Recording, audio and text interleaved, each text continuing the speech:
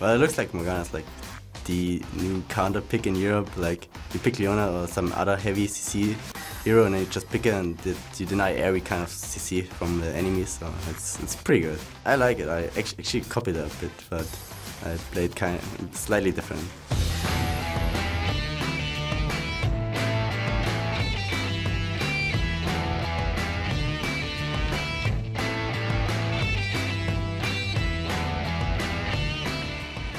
Welcome back, everyone. The Fisio has joined me here along with the Copenhagen Wolves' Young Buck to talk about their win. 4-game winning streak you're on right now. Tell me about that last win here versus Millennium. What were the priorities for you guys going into picks and bans?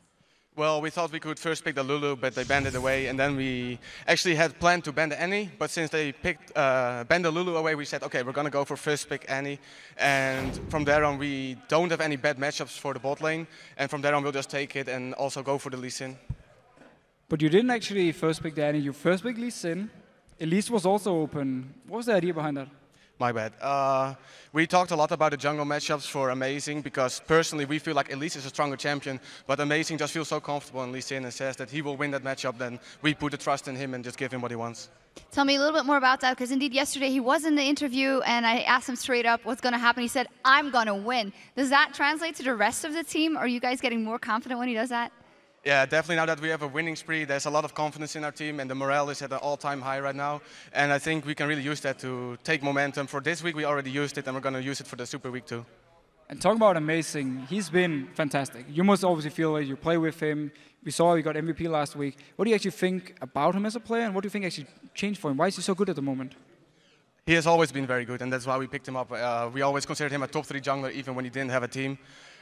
He's very aggressive. He really has the great timings. He knows where to be and when to be where he wants to be and where the enemy is, and that's very important for us. And he times his ganks, and in the perfect lanes, so perfect. All right, going into the game then, Warrior obviously did a great job once again on his beloved Lee Sin, but how was it for you with the Vladimir you also love so much versus Trundle? Yeah, Vladimir is a champion that I've been trying to push with my team. Some of them didn't really like it, but I kept training it until it finally clicked and I could win every matchup. I really love playing him. I've been playing him since Season 1. So when the Trundle was locked in, I said, guys, please give me the Vladimir. I'm going to do this. And we keep talking about how the shot calling has improved, the decision making. I would actually like to know who's making the calls on the team. Is it everyone, or do you have like specific people? Do you late game, early game? We all do it. However, I think that in the early game, Amazing decides where he ganks. We just feed him information and he takes it and decides what he wants to do with that information. When it comes to late game, I think Coutard and Unlimited are a lot more vocal than the others. Final question, as you guys are doing so good now, I know a lot of teams always say every team can beat every team. Where do you want to end up? First place. There you go. I'm happy you gave me that answer. Thank you very much. And of course, at the top of the show, we asked you to tweet us at LOL Esports and let us know which European LCS Pro would you most like to have on your team and why. And here are some of your picks.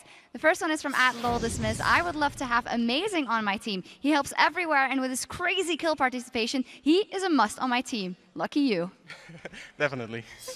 Oh. I'll join in on that one because I would love to have him as my jungler. Just knowing the fact that whenever there's a gank coming in from the enemy team, I know he's nearby. I know he will join in, and I can just feel how much he's actually providing early game information to you guys and how good of a jungler he is. Better than you, I'm sure. Better than me. Second one is from @DCloud. I would like to have Yellowstar on my team. He's a solid, selfless support player who can make plays when it matters. How do you think he's doing right now? Yellowstar, at Wolves, for instance, he was probably the best support we had in Europe. Things have been going a bit up and down for him. He's still a very, very strong player. Together with Reckless, I feel we have one of the strongest bottom lanes in Europe.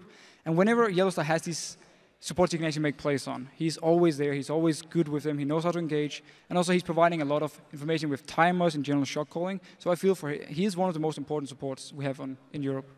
And the last tweet is from @FreakKnives. Froggen, he is very mechanically skilled and seems like a good team leader. He seems to bring the leadership in Alliance. You, of course, played against him already a couple of times. How do you feel Froggen's playing right now? I think Froggen has been performing tremendously since the beginning of the season. He got some flack, but even though he got the flack, we felt like Froggen was still one of the best mid laners in Europe and really had a lot of trouble playing against him.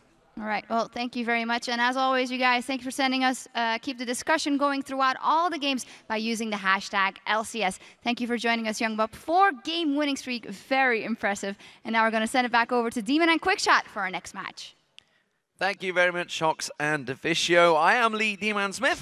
and it's good to be back behind his casting desk alongside Trevor Quickshot Henry. So, coming up, it is Alliance facing off against SK Gaming. But before we delve into this match, you already know that Alliance's AD carry Tabzz is a force to be reckoned with on the Rift. But you might be surprised to learn that off the Rift, the Beethoven of the bot lane played something entirely different. I always get really happy when I see a grand piano and I just really want to play it. I can feel like tingling in my fingers.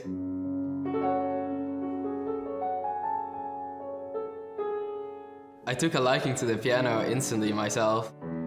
The first time I played it, and I just kept playing on it on my own all the time. My family was really intrigued by it. I'm pretty introverted and I like to stay to myself a lot. I don't tell people generally that I do play the piano. Playing the piano definitely helps me get rid of stress and just allows me to be myself and with my instrument and make some music. When you play a song, it's like you play through a story. You have to really get into it, and you have to really get into the song to play it properly.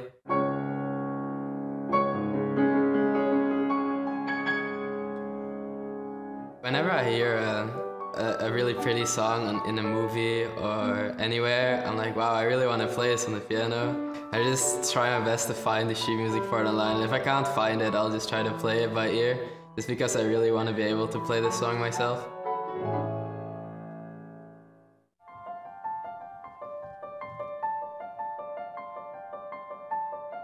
I think it's very important as a pro League player to balance out your life a lot. If you play only League all the time, you're gonna get really burned out of the game, so you need to kind of have some hobbies or some interests beside playing the game. And for me, that is playing piano. I want to keep playing piano as a hobby, and I definitely think playing piano will always be a part of my life. Well, I played piano for 10 years and I'm not even that great at it. Well, I played League of Legends for maybe 2 years and then I'm pro. It's all about how much time you invest into becoming good at something. If you would play the piano for, say, 10 hours a day, you could get like really good in a couple of years. I always love making analogies with everything.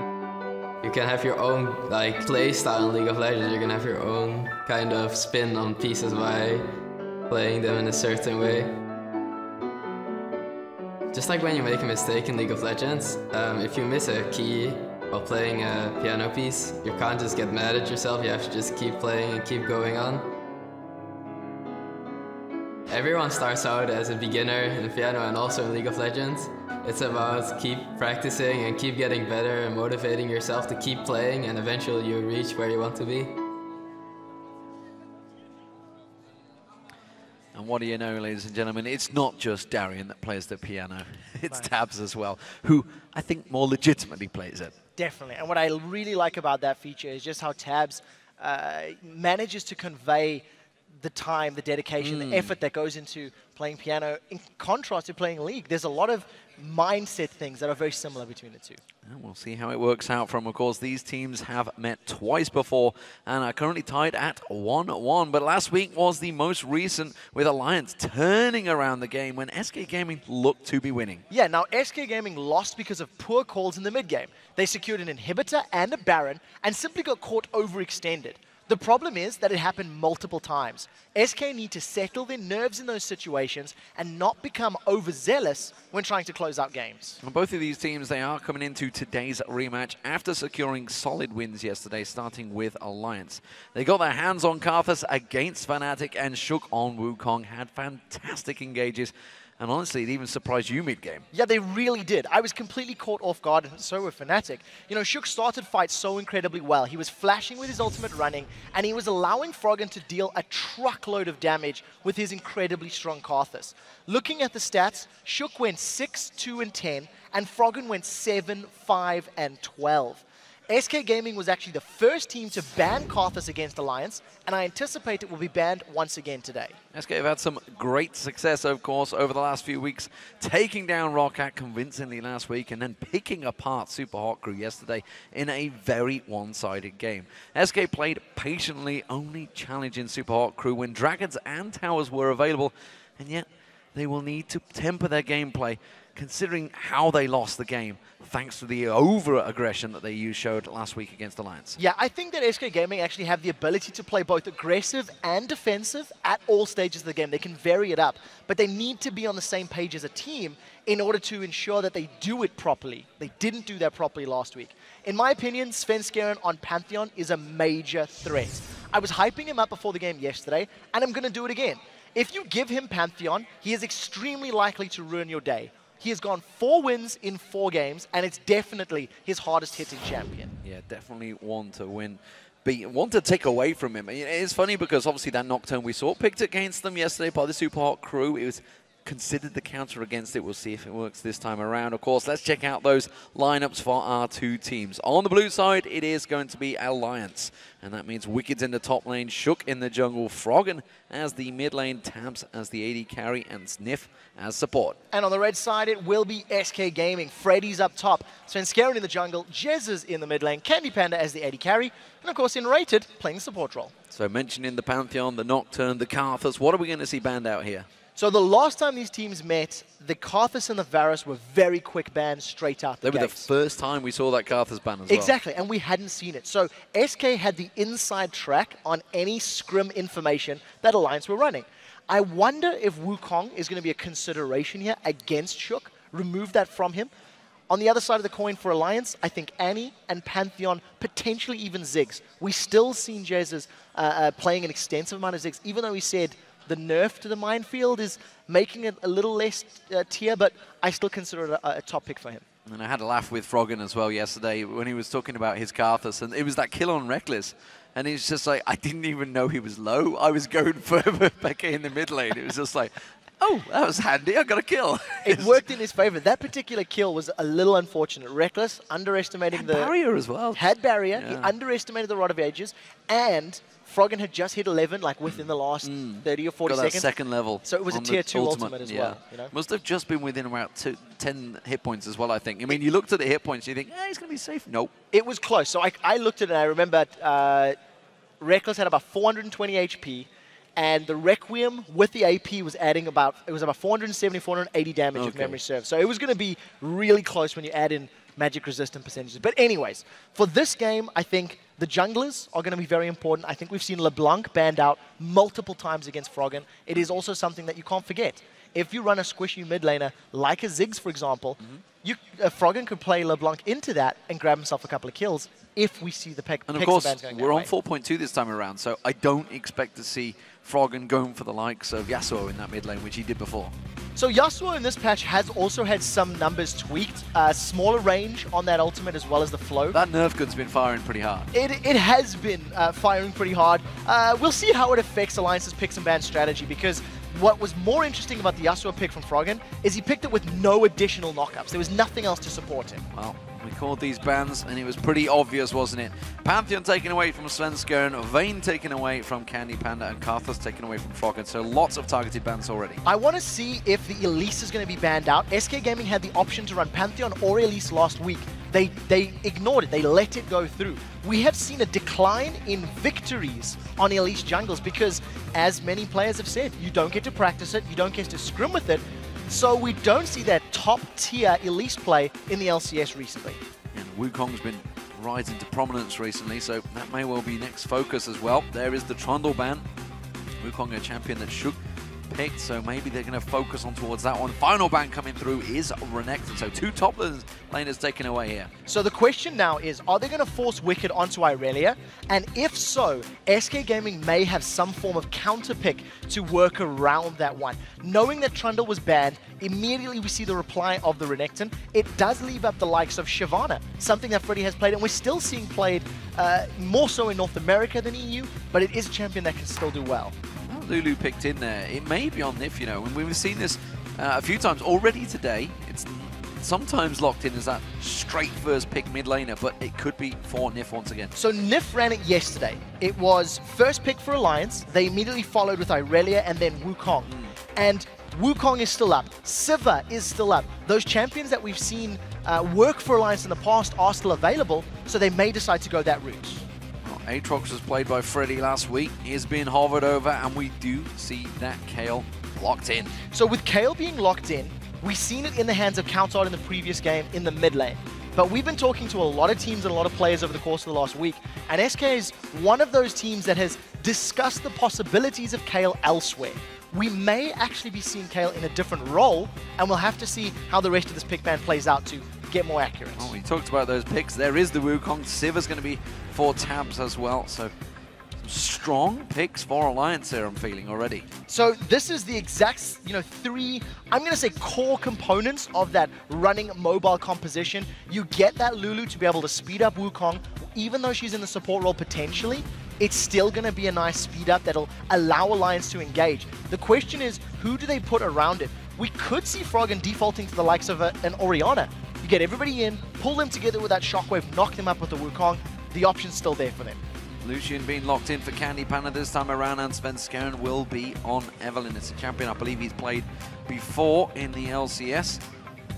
At the moment though, Lucian up against Sivir, that's a big range differential now. It is difficult, but thanks to Sivir having the boomerang blade, she can actually trade fairly evenly with that Lucian. It's going to be able to spell shield some of the damage as well. This is amazing. Thresh and Annie have got all the way through to this last phase, and Morgana's the one that's being considered. Now, part of the reason I think that Annie has made it all the way through is I'm not 100% sure where this Kayle's going to be going for SK Gaming. I do have it in my mind that it's going to be a support Kayle for N-rated.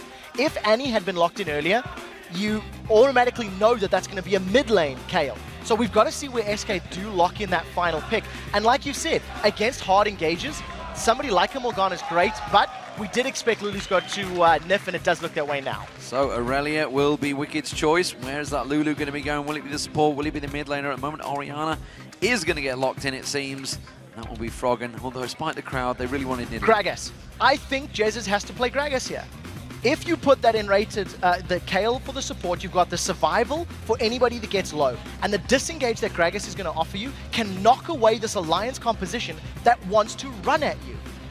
If you really wanted to get, funky, you could also go with the Ziggs. That's a lot of disengage from the Hextech minefield. You can knock people away for the satchel charge as well. Often we've talked about it. Well, Nidalee was played yesterday by Tabzz, I believe it was. He's a champion that he's played twice already, if memory serves, and he's won both of those games. He's also been very successful with the Ziggs. These are champions that we've started to say you've got to have to start banning them away from Tabzz. You've got to start respecting him. In my opinion, this is a slightly riskier pick because there's so much movement from Alliance. With Nidalee locked in, if SK Gaming are a little bit out of position, they could just get ran down from Alliance. Let's not forget the two shields that Alliance have. They are giant shields they could be. The Orianna shield and the Lulu shield. They could build up and be enormous and really put a dent in those spears that are going to be thrown from Tabzz. So I'm very excited that the Kayle is going to be in the support role. We did say that it is a possibility. It's something we've mentioned. Thanks to the changes on her ultimate, it does not cost anything. So in lane, if anybody goes low, you're going to throw that intervention down, and SK Gaming are going to have that sort of survival, that extra life. There's going to be a lot of pressure on Sven Skjern to get early ganks going here because I feel like the team fight power of Alliance is significantly stronger than the power of SK. But we have also seen Freddy on Aatrox before. He can split push, he can control the tempo of the games. In conjunction with that invisible, scary, ever-present Evelyn, it is something that Alliance cannot offer or cannot forget. And of course, this is the 4.2, so Kayle is very different. Intervention is free mana, the heals speed up as well, etc. It's all very good for Kayle. So we're interested to see how it works out. N-rated once again, pulling out a different support. Of course, you guys at home have been voting on today's match, so let's check in and see how this one was scored. It is going to be 55% of you voting for SK Gaming. So very close in the votes this film. And I think this is because of yesterday's performance. Both of these teams looked solid yesterday. Both of these teams had very strong wins. And coming into this matchup, considering how the last game was actually very close, I think that's completely fair. In terms of picks and bans, I really feel like the laning phase for SK Gaming is going to be very crucial. Because once we get to those roaming 5v5 situations, the amount of chase that Alliance has, there's no way SK can get away if they're slightly out of position. Well, Here we go, ladies and gentlemen. The game is about to get underway. Game 3 of Friday, and this is a crucial game for both of these teams. Alliance going to be starting out as the blue team, while they're going to be up against SK Gaming as the red team, playing from top to bottom. And both these teams we've seen maybe... I mean, Alliance is a team that actually has been caught out a few times at level 1 play. I expect them to play really cautiously here. Yeah, I think in terms of this game right now, SK Gaming will most likely want to just defend themselves. They've got a, in my opinion, much weaker level 1. They've got much less to offer in terms of CC and the like. One thing they do have in their favor is that Tabzz with Nidalee is going to be able to start throwing down those bushwhack traps. Hasn't skilled it right now. I actually put a point into that javelin toss. So at level 2 or level 3, is going to allow herself to get some more zone control. We've seen how brilliantly Pekka did it earlier against Gambit. Lines up tons and tons of those little traps all over the place and makes it very difficult for Alliance to get in cleanly and safely without stepping over it, getting vision, and giving SK the signal saying, hey, we're coming in. And what do we make of these two top laners, the Aurelia versus Aatrox? The sword versus the shield as well, both Thorin items being picked up, but different usage. This is going to be a very interesting lane. So the first thing we need to notice is that Wicked has gone flash teleport. He's not running Ignite. So this immediately signals kill pressure on Freddy's side where he does have that Ignite. Both of these top laners sustain very well. However, Wicked uses mana, and his mana costs are still fairly high. So if Freddy is able to pick some fights in the early levels, force Wicked to burn through his mana pool, it's going to give Freddy an instant advantage in the lane. But this is not a matchup that we see frequently. So I think both champions can scale very well.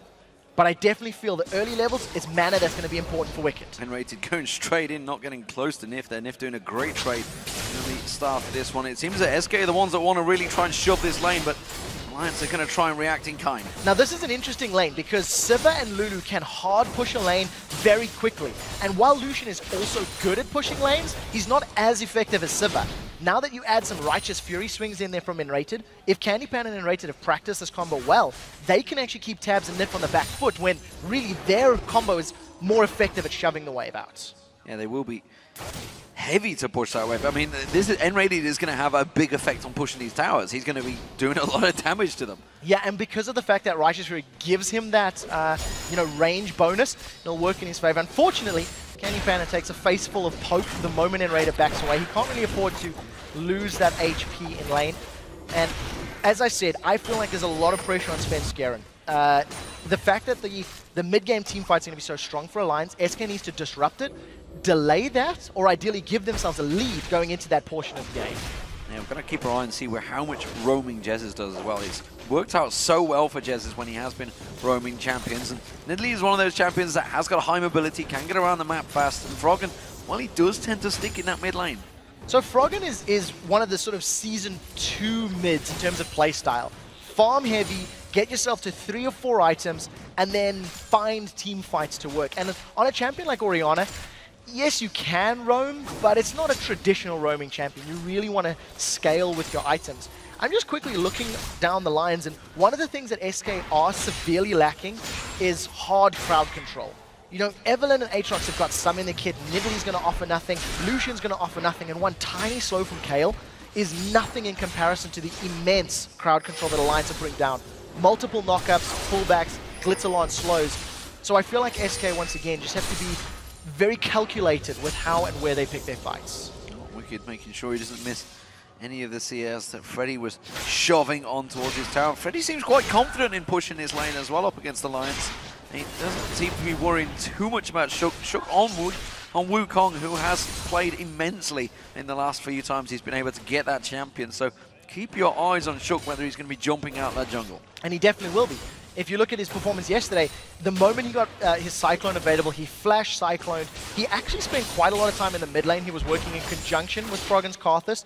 And you can do a similar sort of role with that Orianna. Get the Cyclone down, get the Shockwave, and really amplify the amount of time that the person is stuck there. And both of these junglers are much more effective at level 6. The moment Svenskeren gets Agony's Embrace and the moment Shook gets Cyclone, all of a sudden their junglers basically switch on in the game. Froggen's starting to develop a rather healthy lead in the top lane right now.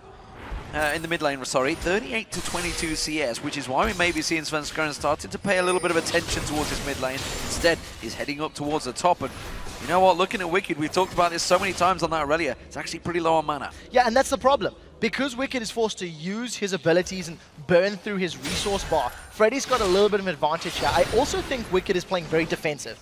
We haven't seen him getting any sort of damage on Aatrox, a little bit scared of the knock-up, the slow, and the very hard-hitting Bloodthirst Blood price that Freddy can put down. It's the first time we've seen him getting a good stun, and that was thanks to Freddy being in range of the turret, actually.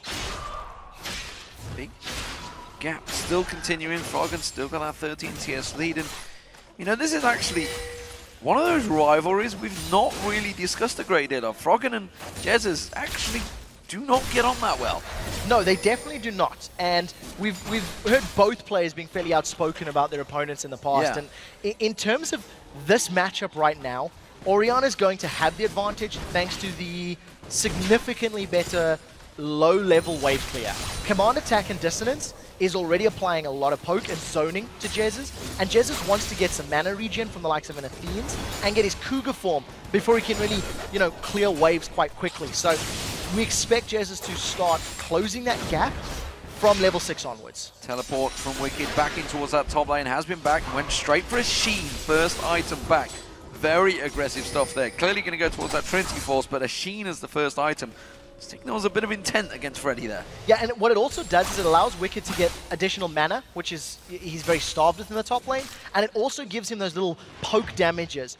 Dash onto Freddy, get the Sheen proc in conjunction with some of your true damage, and then back away. And if you can keep just hammering him down a little bit with those procs, it works in your favor. Great Glitzer Lance from Nif, catching both N-rated and Candy Panda. Yeah, some great poke there, just didn't follow through from Tabzz. The Boomerang Blade not quite landing on towards them, but it does force them back. It was Candy Panda starting to win out that CS battle down the bottom, but he is going to be the first to back away, which means it is going to be Tabzz that will take the lead by the time he's got back to lane. One of the things that really nice about having that Kayle in your lane is you forget her passive, the Holy Fervor. It actually reduces armor and magic resistance. So while he continues to auto-attack, it's splash damage on both Tabzz and Nif, and shredding the resistances, making your combo hit harder in the early game. So it's a great start for Candy Panda and N-rated. They've got this unorthodox lane duo, and they were ahead on CS for a little bit until they recalled. But very importantly, they kept Tabzz and Nif away from their tower, kept them on their side of the river, and it was calculated. They were never at risk of being ganked for this opening 6-7 minutes. Let's go and take a roam past. He's going to be going past the pink ward though, which you already see Tabzz has passed. It's just in that bush there on your screens.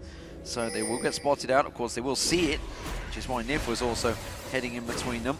This may actually be signaling some intent from SK Gaming themselves, and it was potentially a red buff invade they wanted to go for, but it was quickly spotted by Alliance. So I wonder if that was either just a warding mission or if that was the attempt to go for red. You can see that red has not spawned just yet for Alliance. SK got themselves in, got some pretty good vision. Now it's respawn, and take a look at this. We talked about Tabzz roaming. He's already moving to help Svenskeren. The duo lane is coming up as well. So immediately, SK's got a numbers advantage. Alliance can't even challenge. They've lost their first buff. Good play from SK Gaming, going for that aggressive red buff invade, hit and run, and Svenskeren walks away without any danger from Alliance. So Shook slightly being outfoxed there by Svenskeren in the jungle. Yeah, it was really good play from SK, very calculated. They knew they wanted to challenge it. They knew they wanted to, I don't want to say shut down, but they wanted to try control Shook a little bit more. Considering how strong Shook was yesterday in Wukong, I think it's a very smart decision. In the top lane, Wicked's on Freddy. Oh, Freddy in all sorts of trouble. It has got that Bloodwell, remember, and it's going to be needed. And Wicked, well, he may be able to get on and get the stun here. You can see Freddy having to jump away from that one, so that passive is not available. Well, that was brilliant from Wicked. He just threw down his ultimate and the rest of his abilities, even without Ignite. That Sheen alone allowed him to stomp Freddy. I mean, that was completely one-sided. Freddy had his Bloodwell pop. It's now on cooldown for the next 4 minutes if memory serves. And he's going to be a little more careful. Shook is going in on a rating. He's already popped it. He's going to go on towards him. He has got Cyclone available if he wants it. But the moment Svenskeren shows himself, they back away. They turn it back on him. They get the Cyclone. They get the Wild Growth. Svenskaren's getting burned down. But the intervention comes out. And now Shook's going to get zapped down by Candy Panda. Can he get a second? No. Tabzz flashes away there. And Nif is safe. And there you go. Support Kayle working out in its very first game. The intervention saves Svenskeren. Because SK were grouped up, they managed to get the heal down. And a great play from Candy Panda. Flashes in, Piercing Light, First Blood. This has also opened up the Dragon. Nobody from Alliance is going to challenge. And you've also got to question the combination that they use. That Cyclone and the Wild Growth were almost at the same time, so the double pop-up didn't happen. No, they didn't stack their CC effectively. I think it was a little bit of panic mode from Alliance, not being on the same page. Now, Candy Panda is in a little bit, I thought they might have run on him, but Wild Growth and On the Hunt had already been thrown down, so Candy Panda gets away unscathed. I think Candy Panda is being a little brave, because every time Enrater's gone away, Candy hasn't backed off. He's just sitting there, and he continually takes more poke. He's going to be a little more careful as more items are secured. And you've always got that worry that Svenskeren could be around. When there's an Evelynn on the map, you're just never quite sure if you should be going aggressive. No, and I want to see how Svenskeren itemizes his Evelynn. Because we've seen multiple builds in the past. We've seen, you know, ADs, we've seen APs, we've seen hybrid, like mixed damage. Right now, Svenskeren's already gone for that Spirit of the Elder Lizard, so gone for the AD jungle item. I want to see where he goes from here, because you can build in multiple ways against, you know, the composition. I would imagine fairly armor heavy. When you consider that Irelia, Wukong, and Several are all in the mix, it would make sense to get yourself maybe a Randuin's Omen in the not too distant future. So ward placements again, trying to spot out Svenskeren. Svenskeren saw it happen, takes away that pink buff, a pink ward rather, that was just placed in there. So that investment from Shook, that was this time around, is not paying off, and he needs to start being a little bit more sneaky with those pink wards. Yeah, got to place them a bit more efficiently. One of the best things to do with those pink wards is place them on your side of the jungle. You can see that there's been basically 2 pinks on the map throughout most of this game for Alliance. One in the top lane, one in that red buff area. And it's safe, almost guaranteed vision. First little support battle, and basically nothing happened. That was a little anticlimactic. Enrage is also another one that we want to keep our eyes on. Where does he itemize? He's going for the Nomad's Medallion as his first item, going to get himself towards that Talisman of Ascension. But where does he go next? Does he get Ability Power or something similar? Shook this time trying to sneak in that bottom lane, but as you just saw, SK putting that ward in that bottom half of the bush, so almost certainly we'll see him coming in towards them, which means he's going to have to back away, but he's sticking around, he's hanging around here. Shook is wasting time while Svenskeren takes himself another pink ward. On the hunt being used, Alliance not even close to closing that one out. So that was a little anticlimactic, I feel. I think SK completely aware of it. They were never really at risk of being caught out. What worked for Shook yesterday was the flash engages, was being close enough to catch him out. Now Froggen's going to get caught. Well, he's just step away from that one, gets himself the speed, and walks off. So that was a little anticlimactic. Svenskeren, we talked about it. There's no hard CC. Even if Svenskeren had thrown down Agony's Embrace, it would have lined Froggen up for 1 spear. And Froggen still had Flash, he still had Command Protect. There isn't enough instant burst there from that Nidalee yet, who hasn't even completed a major item, to really be at threat. So I think smart play from Sven not to waste his ultimate. And Froggen, as we said, you know, it's quite difficult to burst down Orianna with an Evelynn and Nidalee because Command Protect, because of the movement from Dissonance, and of course having full access to a Flash as well. Yeah, these 2 mid laners are going to be some way off of their full power, so this one may go a little bit long. We'll see how it works out. 13 minutes in so far, and it's a 1,000 gold advantage for SK Gaming. And you know, we've talked about this a long time in the past. The investment that you put in towards those pink wards, because there's an Evelynn, actually does mean. Get back to that, we'll just see whether Freddy and Wicked do like to go towards it. Bloodwell is available this time around for Freddy. He's decided he's going to stick around aggressive. Now he realizes he's in all sorts of trouble. He gets caught by the Cyclone, tries to get away. The Bloodwell is popped. This time he's going to have to try and get away from it. Don't think it's going to happen. Wicked should be able to get him down. Wicked very low. He needed the help from Shook for that one. Freddy should have flashed first and then gone for the Dark Flight. He was halfway through channeling that Dark Flight, and while he was mid-air, Shook knocked him even higher into the air with the Cyclone. It cancelled the distance, and that meant Freddy was stuck in place. Now, I was looking at the matchup. Since Freddy got himself that Giant's Belt, he was actually winning that 1v1 against Wicked. Wicked is healed, he's come back, he's going to get this tower with the use of the teleport. Not 100% sure it's the best, but now Nif and Tabzz are being done. Going to the Tabzz, they want him, they're going to get him, I think. They're going to see the Wild Growth will be enough to save him. No, Gaze goes down. Nif's going to be the next focus target. Have they got enough to close the gap? The Culling's going to come out, doesn't quite glance on towards him. And Nif, the little pixie, runs away. It's not over yet. Shook and Wicked, they actually have decided to back away from the top tower. Now, let's break this down quickly. On the bottom lane, that dive from Sven was perfect. Enrated didn't even use intervention. He didn't need it. Candy Panda was tanking the turret for a little bit. All he burned was the barrier. If we go to the top lane, we did see that in the 1v1, Freddy with the Cutlass and the Giant's Belt was able to beat the Sheen and Phage Wicked. Wicked has since upgraded that to a Trinity Force, so it's going to give him a little bit of a power spike, but I still feel like Freddy at level 10, almost hitting level 11, should be able to win those duels. Freddy just needs to be a little more cautious, popping the flash first and not allowing his Dark Flight to get interrupted, because Shook got himself a kill on the side of Alliance. Very aggressive stuff from Nip here, chasing him all the way up the lane, making sure he gets on towards him. Drops that wave down low enough that Tabzz can clear it out. And in terms of CS, well, we can see it's still Candy Panda that's been dominating that lane in the early levels, as well as Froggen. He's winning out in that mid lane, 170 now to 143, so big advantage over Tabzz. But no surprises there. Tabzz is just going to continue throwing those spears. They've both got different jobs when it comes to team fights. Yeah, very different indeed. Froggen needs to wait. Oh, Nif completely caught out here. This time Svenskeren will close on towards him and get himself a very easy kill. I said Nif was being a little over-aggressive early on, and they made him pay. Candy Panda actually used his flash to try to get the last hit, didn't secure it, so Summoner Spell is down. With Nif being dead and with 15 seconds on Dragon, SK Gaming should be able to challenge if they group up very quickly. I think part of the reason they did that tower dive earlier was to try and get all of that vision. You can see right in the lane, right now where Wukong is standing, I believe he's clearing a ward out as well, as Dragon's getting ready to spawn. We do see Wicked actually heading down here already. He's got a long way ahead of Freddy. Does mean Jez is going to step away. Shook's going to get caught out. Maybe no, Svenskeren can't catch on towards him. Now Alliance have got themselves a 4-man group. That's going to be a 5 in a moment because Nif is almost there. Yeah, so Alliance have actually delayed SK a tiny bit. It should be enough time to get Nif into play. He's going to have Wild Growth available. Now, if a good spear or two lands from Jezz's, it's going to make it much more difficult for Alliance to get away with these engages. However, there's not a lot of ability power on the side of Jez. He's just got that Athena's and Holy Grail to work with. So he's connected 2 already. Other than hitting Nif, it's not doing too much damage right now.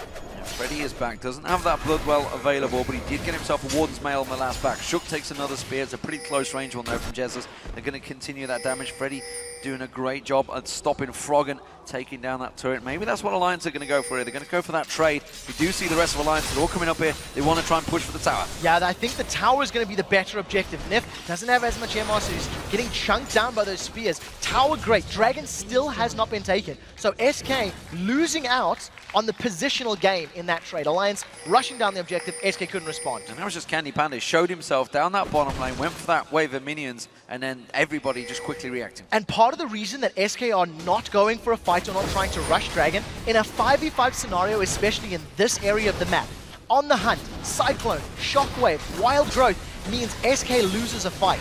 They've snuck Dragon because Alliance have not challenged. And I think SK actually probably did the smart thing. If they had forced a fight and grouped up, they could have been destroyed by the very powerful 5v5 team comp of Alliance. So objectives traded. That means it's still SK Gaming with that gold advantage. But there's only a 3,000 gold, or 2,500 gold at the 18-minute mark. Tabzz showed himself down that bottom, which is why SK knew they were safe to go for that Dragon.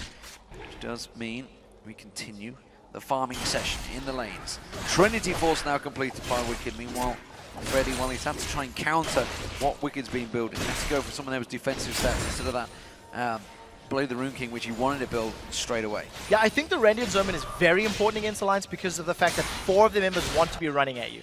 Even though Orianna is a major spellcaster, she wants to be spamming command attack, command dissonance every time it's up and wants to get, 2, 3, 4 of them off in a team fight if possible. So Randians will help. Now Freddy is trying to bait out the fight with Wicked. Here comes Sven. Sven's going to come around the side. Wicked does not get baited into that one. He's not going to fall for it. He's realizing that Freddy, well, if you're being this aggressive now, why? What is around me? We'll see what they do. The rest of Alliance are now grouping towards this top lane on the mini-map. So Freddy also needs to back away. There's not enough vision of the members of Alliance, so I expect SK to play this a little bit safer. While the focus is on the top lane for the Alliance members, the rest of SK are grouping towards this middle. We're going to try and catch out Tabzz as he heads towards that bottom wave. He is actually coming through. Ooh, sees the red buff, which they were just trying to sneak away. But Tabzz spots out and out. The rest of the team will react.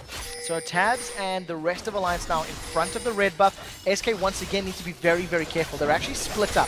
3 members of SK on the bottom half of the buff. That's stolen! The steal. Fantastic stuff. Jesus comes in there. They had the ward placement and they had no cover on that one, which is actually sloppy play from Alliance. They should have realized that was coming. Yeah, the fact that SK were grouping there, SK had pretty good vision. You can see all the way on the right-hand side of the buff. Now that SK are split, Alliance realize that they've got that strength. On the hunt's been thrown. He's already trying to get away from this one. Oh, he's going to flash away. Freddy should be safe. Shockwave not going to pull in, but Cyclone comes in there. Now Freddy's getting caught out. Intervention being used up. Shockwave pulls in 2 members of SK Gaming, but they are safe for now. The question is, can Alliance keep it up? If they'd stuck to the tower, they may have been trading. Teleports being used from Wicked to prevent Candy Panda securing this. That's going to mean the top lane is going to be pushed by Alliance. It was Wicked that was up there. He did all the work, but he's had to go in defensive duties. Svenskaren's going to come in here, but I'm not too sure they can hold this one off. Now, we do see Alliance have backed away as SK got into position. If we go back to that mid lane fight, had Jezz played a Ziggs or a Gragas in that situation,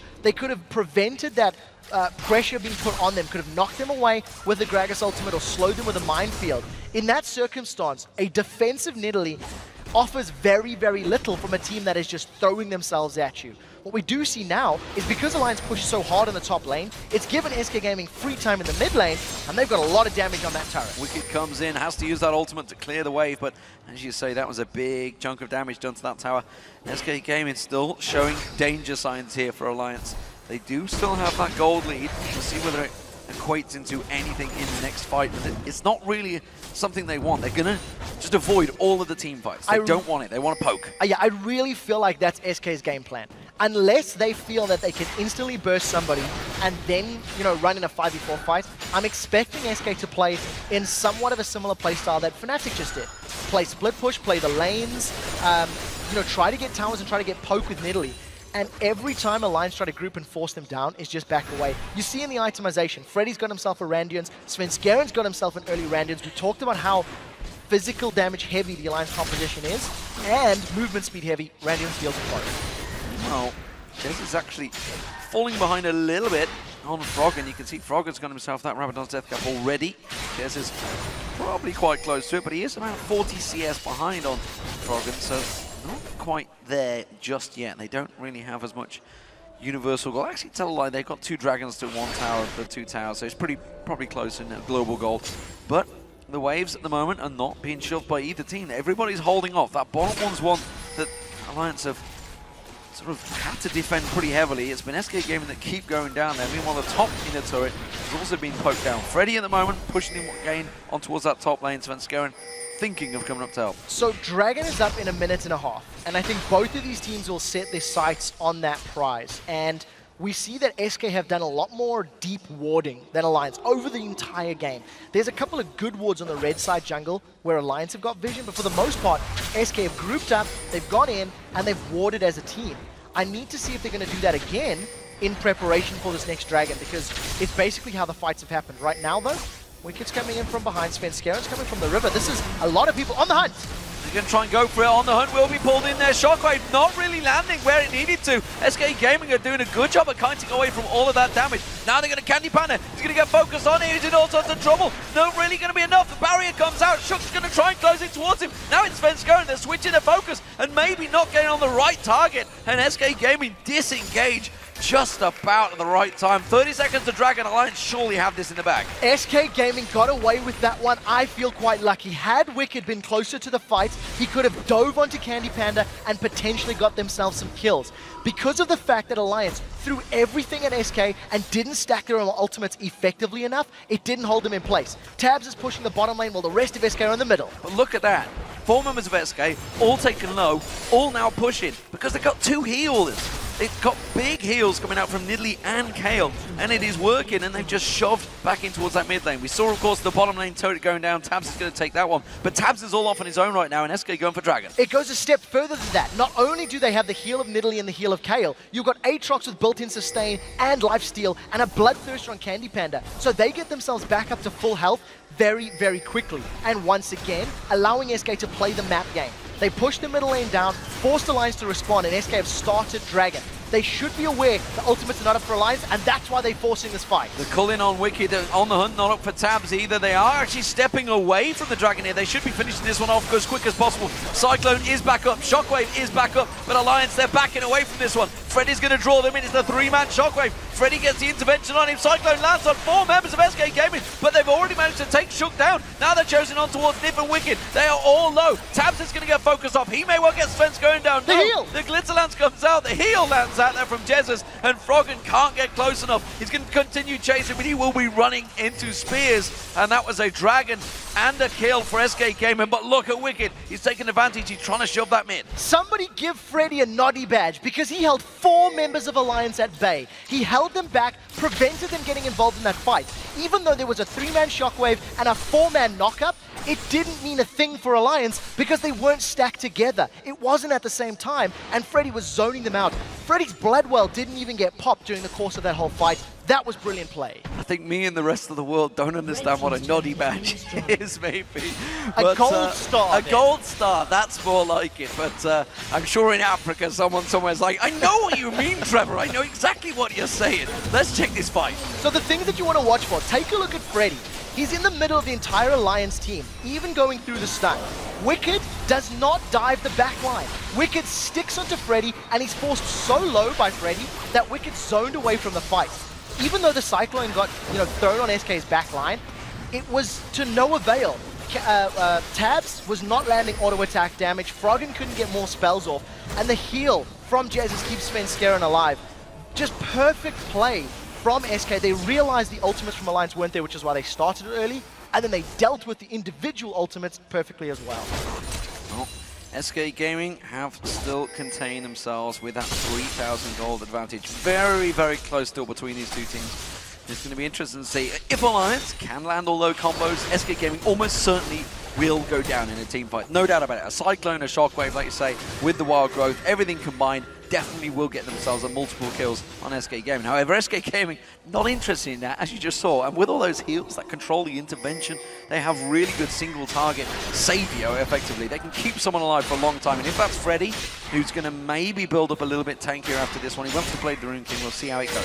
So one of the things that does work in SK's favor is that all of their champions are also fairly mobile. If Kayle heals herself, gets a speed boost.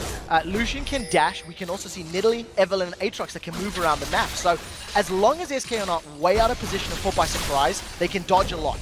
Now we've seen SK, they were trying to push the top lane while all that was going on. Tabzz is solo pushing this bottom lane, and he's most likely going to get a lot of damage on this tower. Sven's coming in from the side. He may take it down here. Sven Skeren will come in, but with the tower, is it going to be worth it? I'm not too sure. On the hunt's being used, but the Colling just shreds him down, and Candy Panda gets a kill. The rest of Alliance were too late to get there. I think the call from Alliance was, go, go, go, we'll be there. And unfortunately, Tabzz just needed to back off a tiny bit sooner.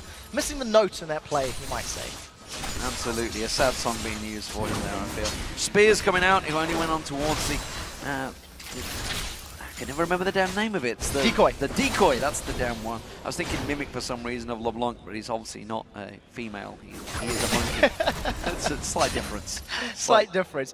The one thing I still want to say is that SK cannot afford to get caught in the jungle or in an enclosed lane. If they're all group pushing a tower, say sieging a tower, for example, it's actually very difficult for SK to do that because they run the risk of being ran down. So we need to see how SK play the rest of this game. I'm still expecting to play like a 1-3-1 split push, or even a 1-4. Leave Freddy in the top lane and the rest of the team roaming. Well, Sunfire Cape's being built by Wicked now. The one concern for Alliance at the moment is while they are keeping up with the gold, they really have a very good team fight comp. Candy Panda is again starting to build himself a lead. He's 4-0-1. He's got a farm lead over Tabzz, and he's got a giant gold lead because of those 4 kills and an assist.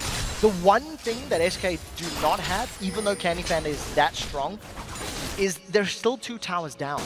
They've got this very strong sort of poking, kiting composition, if I can call it that, but they're not actually getting map presence right now. Every time fights have happened, SK are running back, and it's allowing Alliance to get onto SK's towers. So SK need to find a way to get Candy Panda onto a tower, and it's very risky because, again, Alliance are so strong at running them down. Oh, Wicked once again, solo split pushing that top wave, driving it in on towards that inhibitor turret. Mid lane, actually, Ping's coming down. Wicked's maybe going to think of making a move here. They're going to try the pincer move, try and catch him out. Shook, of course, with that flash cyclone available to him.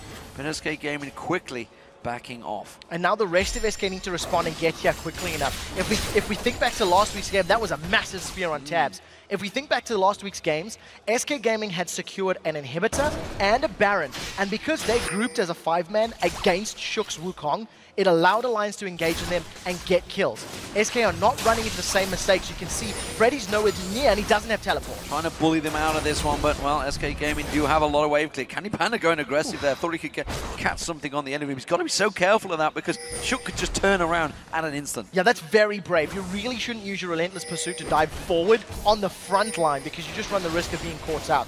We do see those sweeping lenses, numerous of them on both of the teams trying to get some vision control. And now SK may have caught Tabzz again. Svenskone's coming in there. He wants to get on towards him. Tabzz having to use that on the hunt to try and get away. Does pop the ultimate actually as well, so Svenskone not quite catching him out there. They will take that red buff away, and that's going to force them to one man down. Can they continue pushing? Now they know on the hunt's not available, so this is a very big component of the team fights from Alliance. The spears from Jez's are now starting to hurt. How do SK respond to this mid lane push? They've left Candy Pan in the bottom lane, everybody else seems to be recalling, and they're going to try to defend. Yeah, quick distraction there from SK Gaming, doing a good job. Freddy, Svenskone and Jez is all defending off that mid lane, while the bottom lane you can see Candy Panda taking down turrets and continue pushing on here. He's not done yet, he's going for the inhib. And it's also going to be very difficult for Tabzz to deal with Candy Panda in a 1v1 situation. I expect Tabzz to just clear the wave and try to defend the tower. As you see him doing there, Candy Panda's also backed away. Yeah, no mana for Candy Panda, so doesn't want to stick around. He wouldn't really be able to dash away. It will be a dragon though, going to continue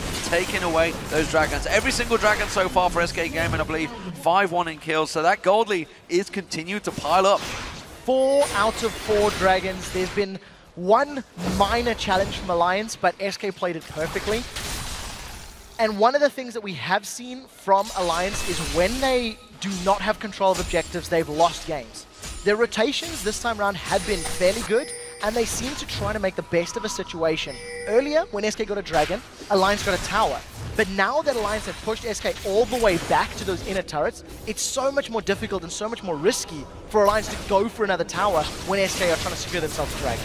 His Veil has been built by Candy Panda, wants to make sure he's not involved in that Cyclone or Shockwave. He can get out of there. Of course, Wicked could also be diving for him, so everything's starting to be built up defensively from these teams as required. Wicked up against Freddy. They haven't really gone at it since that early few levels where Wicked had the advantage, but I feel it may well be much closer this time around. Yeah, I also think that with Freddy having now, you know, so many higher levels, he's level 16 with Massacre and Blade of the Rune King, I don't think there's enough damage from Alliance to take him down. Nif just gets melted by those spears. That's a Deathcap Void Staff on Jez's, and he hit a lot of spears yesterday as well.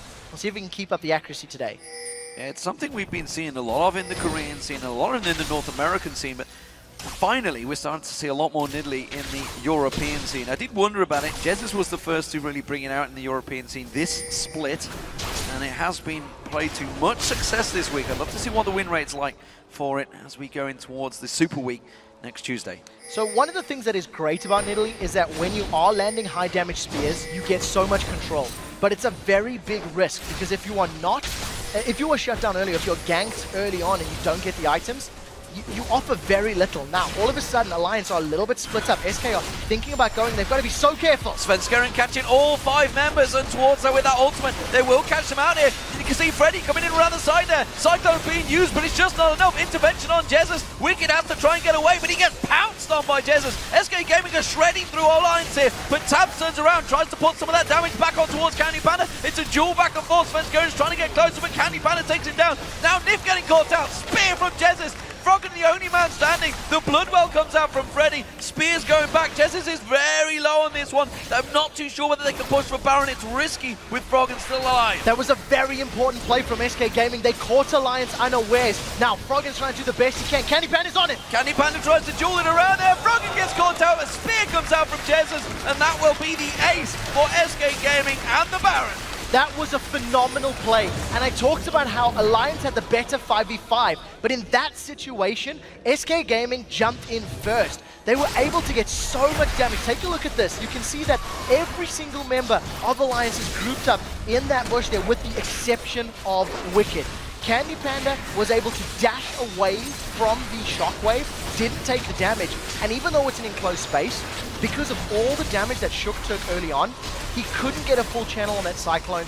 There was no wombo combo from Alliance, and that's the risk you run when you have those big team fight comps. You have to admit, though, that is a lot of damage being returned to SK. So if SK had not executed this flawlessly, which they did, it could have gone so much worse. They end up getting frogged in a couple of seconds, and they grab themselves a Baron. And that shockwave, it caught no one. If it had held on just a little bit longer and pulled the trigger, you saw them all clumped up there chasing. That dissonance did a lot of damage. With a shockwave on top, could have absolutely destroyed SK. That shockwave, even though Candy Panda has that Banshee's Veil, it still would have hit incredibly hard.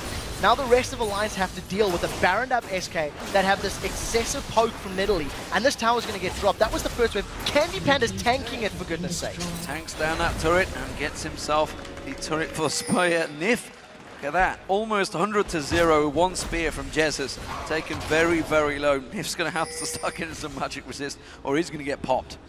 He's already getting popped. I think right now the problem for Alliance is that they need to force a 5v5, and they've been unable to.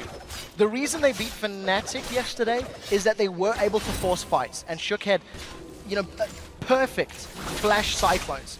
This time round, SK have not been in a position where they could get jumped on, and then the few times they have been in that position, they've responded well. They've backed out at the appropriate time. They haven't allowed themselves to all get caught by every ability. A Cyclone hits without a Shockwave. A Shockwave hits, then later the Cyclone comes. So it's very coordinated play from them. And you know, we've been talking about how well Amazing's been doing, obviously MVP last week and maybe even this week, but you got to talk about Svenskeren again. He's still having another brilliant game. 1-0-6, involved in, what, 70% of the kills so far for SK Gaming. And his Pantheon was banned away. I feel like Pantheon is Svenskeren's strongest champion. It's taken away. He doesn't go for the likes of Elise. Elise was also removed from the pool as well. No, I'm lying to you. No, Elise was available. Elise was available and unpicked once again. And Svenskeren picks up this Evelynn. And, you know, it's something we talk about often on the desk, that when an Evelynn's there, you have to worry about the pressure. Even if she's not ganking and not there, you have to buy pink wards. You have to invest that money. Psychologically, you have to be aware that she could be there at a moment's notice. Yeah, and that big fight, that ace that turned it around, was all started by Svenskeren. He was the one that threw himself in there. Banshee's Veil now completed as well for Svenskeren, along with that Randy Zoma which he had early on. The Hex Drinker, he's got so much magic damage against Froggen. He's got so much armor prevention against the rest of Alliance. He really is a tanky member running that front line. Now, one of the things that I think Alliance have done a little, maybe not as well as we've seen in the past, Wicked hasn't been with the team at the moment the fight has started. Wicked's always been a little bit late. Candy Panda, again, is just going to tank up the turret hits. He'll regen off the minion wave, and he's got Baron sustaining him as well, plus all the heals from the rest of his laners. Look at that on Tabzz! Yeah, Tabzz in all sorts of trouble. That's the AD carry having to step away from this one. That means that SK Gaming can push on this inhibitor turret. No pressure there. They just walk in, take what they want from Alliance, and, well, they are defenseless right now. Can they land that shockwave? No. Froggen can't pull the trigger. Inhibitor taken. At this point in time, even if they do land a shockwave, you've got Freddy that's got a revive from his passive, as well as a Guardian Angel. You've got intervention that's going to prevent anybody dying, and all of the massive heals from Nidalee as well. It is an incredibly difficult task for Alliance to pull themselves back. They needed their team fights to have worked much earlier in the game. It didn't, and now SK have got to a Fnatic level of hope where they can just sit back, throw out spears, wait for one to land, and go for the objective. And that's exactly what's happened. When it lands on your AD carry, as it just did, you basically take an objective.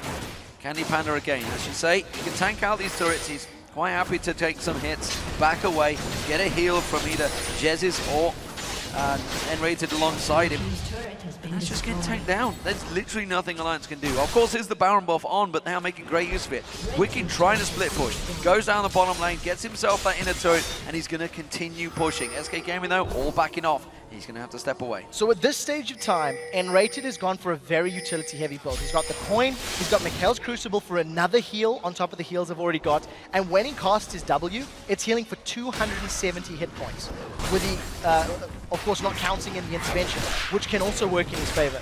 You've also got a 450 ability power Nidalee that's going to be throwing down several hundred hit points with the heals as well. So what Alliance need to do is catch SK alone, catch them split up where they cannot stack all of those multiple heals from multiple champions, and then try to force more objectives. But as it stands, Alliance can't run the risk to, because they're just going to lose more towers. Oh, they're going to try and turn it. Cyclone, they caught Candy Panda out. But again, intervention goes down. He's perfectly safe. Sven comes in, gets the ultimate on all 5 members of Alliance once again. But this time it's a lot more looser. But look at SK Gaming, they're just picking off Alliance side by side. Sven tanking out Wicked and Nif. He's quite happily pushing all the pressure on towards him. Wicked now takes a spear. That drops his hit points down. Freddy closes in towards him, flashing away left, right, and center. They're chasing in the top. That's going to be Nif going down. Froggen's so low here. Candy Panda caught out singly. Is it going to be enough? No, he's got the life steal and turns it back on. Guardian Angel from Wicked pops. He's going to respawn back in there. Can he get on Candy Panda? Candy Panda just hanging off the side and will back away.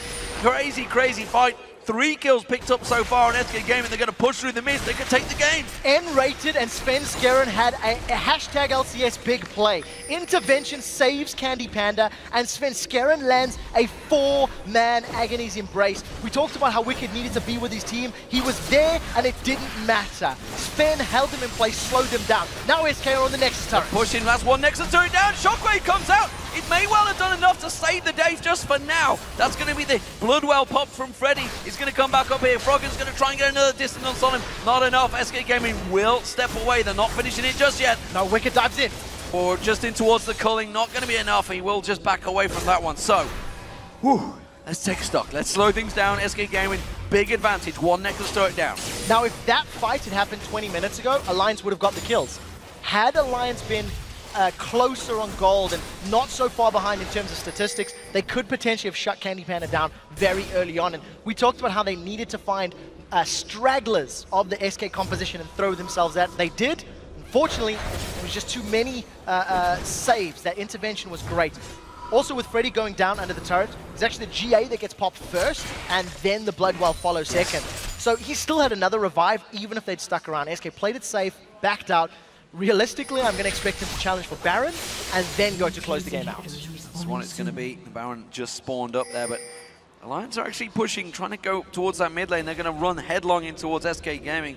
A freshly bought and paid for SK Gaming, who immediately, you see the Cullion pop straight away from Candy Panda, not really hitting anything. They're wild targets, but with a huge gold advantage, Alliance really are playing a risky game. They're going to pop the talisman. The On The Hunt's going to go down there. They're catching on towards Freddy. Has got that Bloodwell available. May well have to use it, but coming in at the side. Sven gets in there. Manages to get on towards Froggen. Froggen have to run away. The spear lands on him. Froggen goes down. You see Nif going down. We see Shook going down. Tabzz goes down. Alliance are falling left, right, center. SK Gaming just closing in to finish this game. SK Gaming have done it. They managed to keep their entire team alive. The Bloodwell from Freddy revives him in the fight, and even though Alliance managed to find a squishy-ish target, the heals, the survives, the revives, SK get 4, get the Nexus turret, they're on the Nexus. Great game from SK Gaming, continuing their dominance. 17 kills, 1 death. An impressive performance once again, and you just have it to give it to these guys. They formed as a brand new team, effectively, at the start of the spring split, and my God, teams really have to respect them now. You have to. If during picks and bans, I felt that Needly was a risky pick. I thought that was you needed to be even or ahead in order for that pick to work. SK Gaming hardly flinched. I don't even think Gragas or Ziggs was a consideration for them. They executed perfectly. They didn't get caught out. They didn't fall prey to the wombo combo.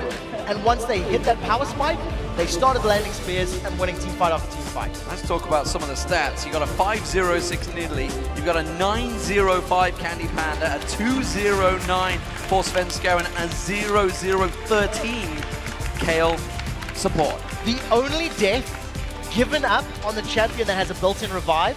So I'm incredibly disappointed with Freddy actually giving up that single death and avoiding the shutout, only the one. But phenomenal play. The lower level trades between him and Wicked's Aurelia went in Wicked's favor. But the moment Freddy got himself that Bilgewater Cutlass and the Giant's Belt, all of a sudden he was winning the trades. He was sort of setting the tone. And he just played such a great disruption tank. He kept all of Alliance focusing him in the mid-game team fights. And no longer 100% win rate for Aurelia in this split for Wicked, of course. So what do we make of this? I mean, Alliance, they played great yesterday against Fnatic. They completely dominated. Yes, but it was a Fnatic that was down. So the curse is definitely broken. They've gone 1-1 again this week. SK Gaming, though, are just continuing to pick up wins. SK Gaming is the strongest team in Europe at this exact moment in time.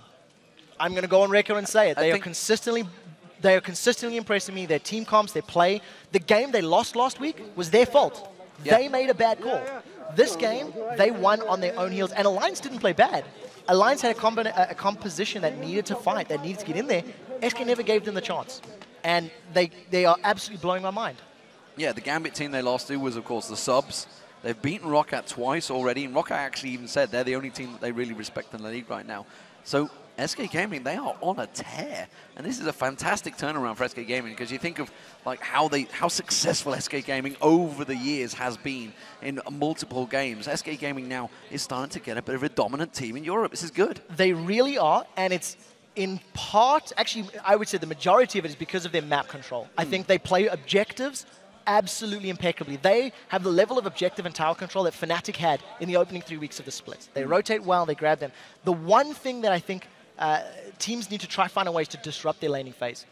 SK Gaming as a team never lose the laning phase. They will always gain advantages or go completely even and then out-rotate you in the mid-game. And I think opponents need to figure out a way to disrupt them, get in their faces, and really ruffle their feathers. And that double heal comp, it seems to work out. Double revive, everything you need, really. We're going to take a quick break, and when we return, Shox and Official will be talking to SK's N-rated, all about that Kale. Then Super Hot Crew will be looking to engage a Roccat team who need a win here to take sole control of first place. But first, let's take a look at what it takes to be a shot caller in the European LCS. A good shot caller is someone that will predict everything and tells you what will happen. Basically, they are the more talkative guys that are actually calling. He has the basement. We don't have a main shot caller. Usually, we're just doing that as a team. Amazing is more of an early game shot caller, and Unlimited does more of the shot calling later on in the game. Generally, Impaler calls the most. It's more of a democracy now. Like, we all trust each other a lot more, so it doesn't take one person. Botlane's just doing their own talk, and Freddy is just silently playing his top lane. And then me and Sven, it's usually the jungle and mid that talks. In our team, it's like pretty much everyone is shot calling. Can like literally tell Arane to gang mid lane, he will come mid lane, and either force a flash, kill someone, or die. There's no such thing as like the perfect shot call, and sometimes you just have to make like the YOLO play. Do whatever is said and just go deep. Whoever talks the loudest, that's the one who's most sure he's doing the right thing.